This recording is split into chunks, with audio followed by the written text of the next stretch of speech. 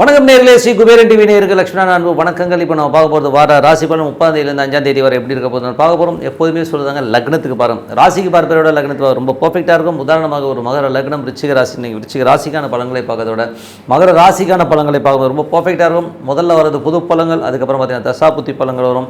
So உங்களுக்கு என்ன தசாபுத்தி அந்தரங்கள் வருதோ அதை மிங்கிள் பண்ணி பார்க்குறது ரொம்ப பர்ஃபெக்டாக இருக்கும். வீடியோட எண்டில் டிப் ஆஃப் த வீக் இருக்குது, மறக்காமல் பாருங்கள். கும்பராசி. ஸோ கும்பராசிக்கு வந்து பார்த்தீங்கன்னா உங்களுக்கு ராசியாதிபதி, உங்களோட ராசியாதிபதியான சனி வந்து ராசியிலே இருக்கும். கொஞ்சம் சோம்பேறித்தனம் அதிகமாக இருக்கும். ஸோ அப்புறம் பார்த்துக்கலாம் என்னத்தை பண்ணுறது அப்படிங்கிற மாதிரி ஒரு சோம்பேறித்தனம், போஸ்ட்பான் பண்ணுறது, இந்த மாதிரி விஷயங்களாக இருக்கும்.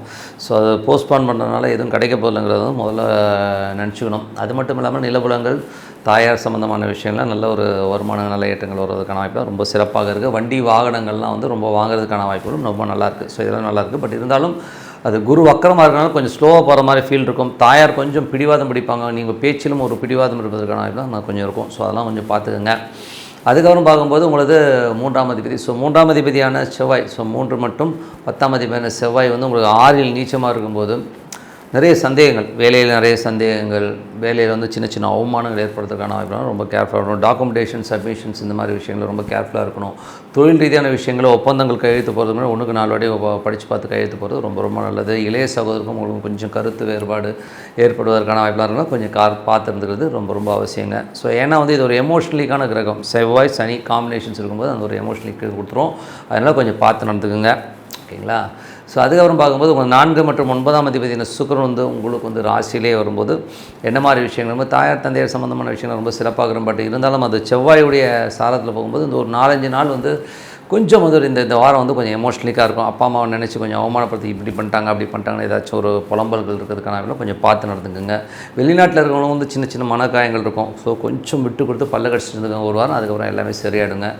அதுக்கப்புறம் பார்க்கும்போது உங்களுக்கு வந்து உங்களுடைய விஷயங்கள் வந்து உங்களுக்கு 5 மற்றும் 8ஆம் அதிபதி. ஸோ 5 மற்றும் 8ஆம் அதிபதியான புதன் வந்து பார்த்திங்கன்னா உங்களுக்கு வந்து 10ல் இருக்கும்போது குழந்தைகள் விஷயங்கள் சிறப்பாக இருக்கும். அதெல்லாம் ஒன்றும் பெரிய ப்ராப்ளம் இல்லை. இருந்தாலும் 8ஆம் அதிபதி 10ல் தொழில் செய்கிறவங்களுக்கு வந்து கொஞ்சம் தொழில் வந்து சங்கடங்கள் நிறைய வந்து ஒரு ஸ்ட்ரெஸ் வர மாதிரி ஃபீலே கண்டிப்பாக வரும். கொஞ்சம் அன்கம்ஃபர்ட்டாக இருக்கிற மாதிரி ஃபீலே கண்டிப்பாக கொடுக்கும். அதனால் வந்து நீங்கள் என்ன பண்ணால் கொஞ்சம் பொறுமையாக எந்த டிசிஷன் எடுக்கிறதுனாலும் 1க்கு 4 முறை யோசிச்சு எடுக்கிறது நல்லது. ஏன்னா வந்து தடார்படான்னு எதாவது பேசி எதாவது பண்ணி மாட்டிக்கக்கூடாது. ஸோ அதெல்லாம் கொஞ்சம் கேர்ஃபுல்லாக இருக்கிறது ரொம்ப ரொம்ப அவசியங்க.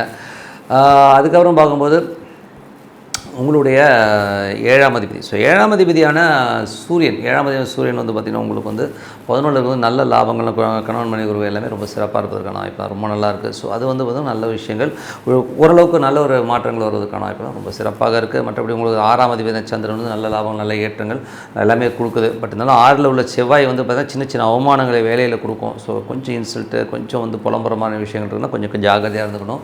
வேலை செய்கிற இடங்களில் கடன் சம்மந்தமான விஷயங்களும் மன உளைச்சல் வரதுக்கான வாய்ப்புகளும் ரொம்ப கேர்ஃபுல்லாக இருந்துக்கணும். அதுக்கப்புறம் பார்க்கும்போது உங்களுக்கு 9ஆம் அதிபதியான சுக்கிரன் வந்து பார்த்திங்கன்னா உங்களுக்கு ராசியில் இருக்கும்போது தந்தை சார்ந்த உறவுகளால் நல்ல லாபங்கள் வரதுக்கான வாய்ப்பு. பட் இருந்தாலும் அது செவ்வாயோட சாரத்திலும் சில நேரங்கள் வாக்குவாதங்கள் வரும். அதனால் கொஞ்சம் மன உளைச்சல் கொஞ்சம் பார்த்தோம். வெளிநாட்டில் வேலை செய்கிறவங்களுக்கு வந்து கொஞ்சம் சின்ன மன உளைச்சல் ஏற்படுறதுக்கான வாய்ப்புகளும் கொஞ்சம் கேர்ஃபுல்லாக இருந்துக்கணும். மற்றபடி வந்து பார்த்திங்கன்னா 10ஆம் அதிபதியான செவ்வாய் வந்து உங்களுக்கு 6ல் இருக்கும்போது தொழில் ரீதியான விஷயங்கள் வந்து செவ்வாய் வந்து உங்களுக்கு வந்து 6ல் இருக்கும்போது கடன்களால் வந்து தொழில் வந்து ஒரு அவமானங்களோ சின்ன ஸ்ட்ரெஸ்ஸஸ் வரும். தொழிலாளர்களால் ஒரு வாக்குவாதங்கள் வரதுக்கான வாய்ப்புகளும் கொஞ்சம் கேர்ஃபுல்லாக இருக்கிறது ரொம்ப ரொம்ப அவசியங்க.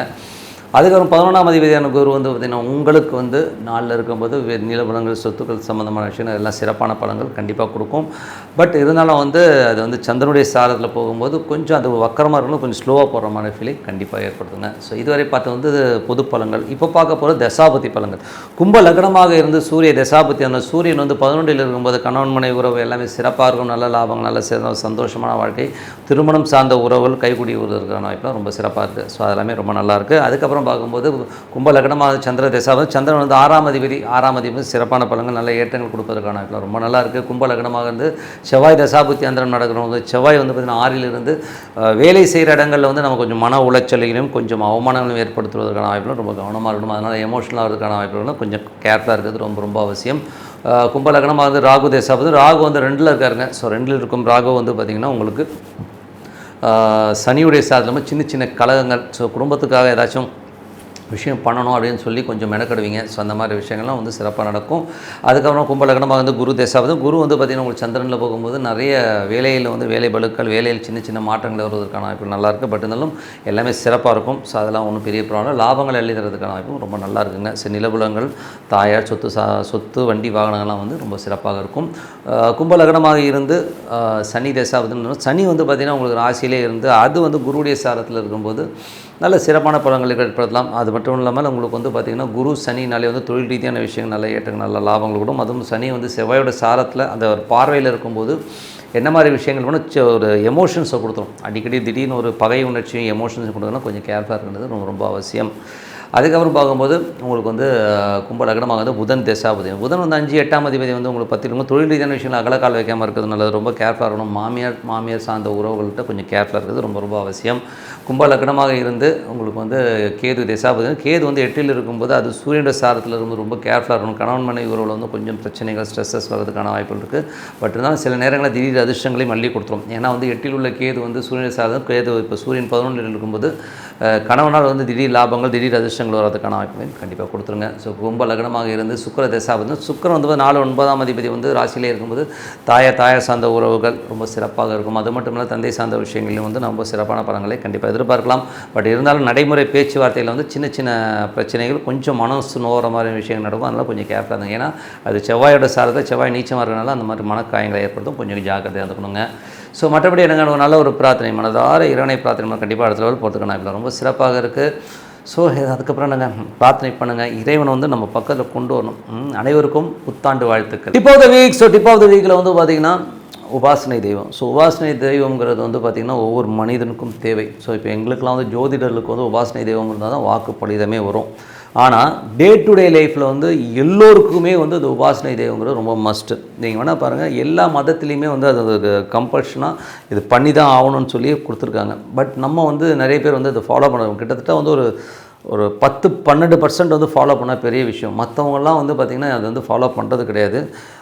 ஒரு சில ரிலீஜனில் வந்து பார்த்திங்கன்னா அவங்க வந்து ரொம்ப பர்ஃபெக்டாக ஃபாலோ பண்ணுறாங்க. ஸோ அது வந்து அவங்களுக்கு வந்து அந்த வைப் வந்து அவங்களுக்கு நல்லா தெரியும்.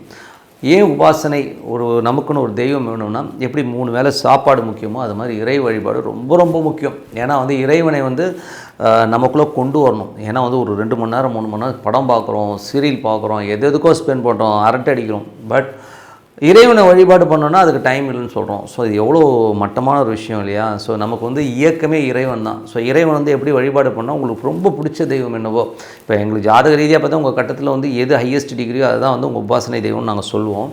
பட் அப்படி இல்லைனா கூட நீங்கள் உங்களுக்கு பிடிச்ச தெய்வத்தை வந்து நீங்கள் வழிபாடு பண்ணணும். எப்படி வழிபாடு பண்ணணும்னா, இப்போ உதாரணத்துக்கு ஈஸ்வரன் வந்து பிடிக்குதுன்னு வச்சுக்கோங்க, ஓம் நமச்சிவாய ஓம், அந்த ஈஸ்வரன் உள்ளே வரணும். ஸோ அந்த மாதிரி ஃபீல் பண்ணி நீங்கள் பண்ணும்போது பார்த்திங்கன்னா அந்த இறைவன் வந்து உங்களோட ஒன்ற ஆரம்பிப்பார். ஸோ ஒன்ற ஆரம்பிக்கும் போது உங்களுக்கு அந்த மேஜிக் நல்லா தெரியும். இதில் வந்து பார்த்திங்கன்னா நிறைய பேர் கேட்குறது என்னென்னா, ஒரு சாமியை கும்பிட்டா உடனே எனக்கு ரிசல்ட் வந்துடுமா, உடனே எனக்கு பணம் கொட்டிடுமா, அப்படியே இந்த 4 பக்கத்துலேருந்து பணம் கொட்டு பார்த்தா எல்லாருமே கேட்குறாங்க. ஸோ பணங்கிறது வந்து ஒரு கருவி சாமி, அது வந்து ரொம்ப ஒரு சின்ன ஒரு விஷயம் தான் அது, ஓகேங்களா? ஸோ பணத்தை விட பெரிய விஷயம் நிறைய இருக்குது. ஸோ நமக்கு நிம்மதி தேவை, சந்தோஷம் தேவை, ஓகேங்களா, நல்ல ஆரோக்கியம் தேவை, இதெல்லாம் ரொம்ப முக்கியம். ஸோ நீங்கள் ப்ரேயரில் வந்து பார்த்திங்கன்னா எனக்கு சந்தோஷமாக இருக்கணும் மட்டும் கொடுங்க, ஆட்டோமேட்டிக்காக நீங்கள் சந்தோஷமாக இருக்கிற அத்தனை விஷயம் வந்து சூப்பராக நடக்க ஆரம்பிக்கும். ஸோ அது வந்து ப்ரேயரில் மட்டும்தான் கிடைக்கும். ஸோ நீங்கள் வந்து உணரணும், மன ரீதியாக உட்காந்து டெய்லி வந்து அதை ப்ராக்டிஸ் பண்ணால் தான் வரும். இமீடியட்டாக வந்து ஒரே நாளில் வந்து நான் வந்து ஒரு வாரம் சாமி கும்பிட்டேன், எனக்கு சாமி ஒன்றும் கொடுக்கல அப்படின்னு நினச்சிங்கன்னா அது ரொம்ப தப்பு.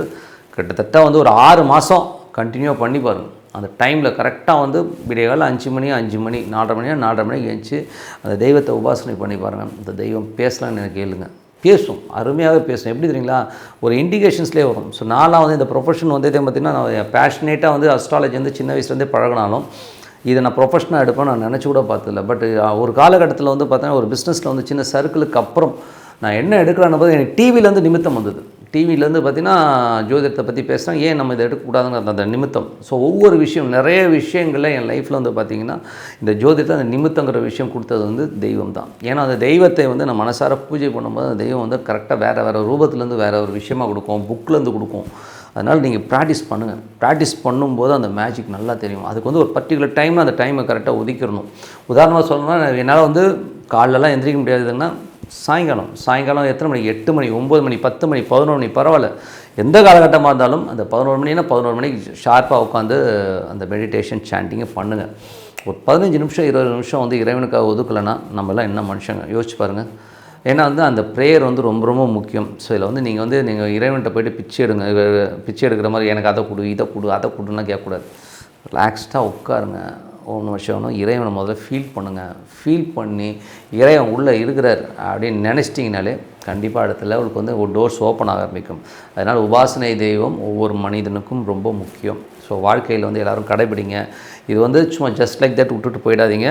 நீங்கள் பண்ணி பாருங்கள். அதுக்கப்புறம் பாருங்கள் என்னென்ன மேஜிக் நடக்குதுன்னு உங்களுக்கே தெரியும். சொல்லிட்டு உங்களிடம் விடைபெறுவது உங்கள் லக்ஷ்மி நாராயணன். எல்லோருக்கும் புத்தாண்டு வாழ்த்துக்கள். ஸ்ரீ குபேரன் டிவியை பார்த்தமைக்கு நன்றிகள். மேலும் இது போன்ற தகவல்களை தெரிந்து கொள்ள ஸ்ரீ குபேரன் டிவியை சப்ஸ்கிரைப் செய்யுங்கள். மறக்காமல் பெல் ஐக்கானை கிளிக் செய்யுங்கள்.